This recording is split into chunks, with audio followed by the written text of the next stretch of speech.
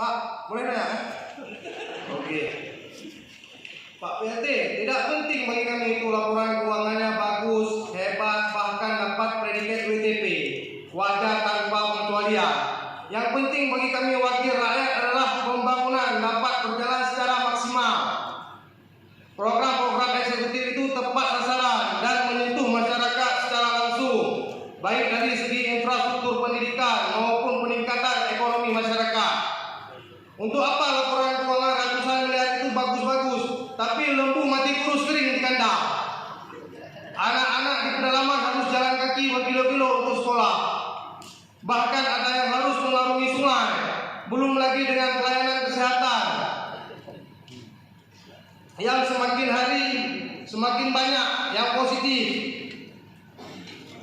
Menyadari dengan peng COVID sangat wow, karapsa sekian triliun. Apakah sudah tepat sasaran dan tidak ada permainan di dalamnya?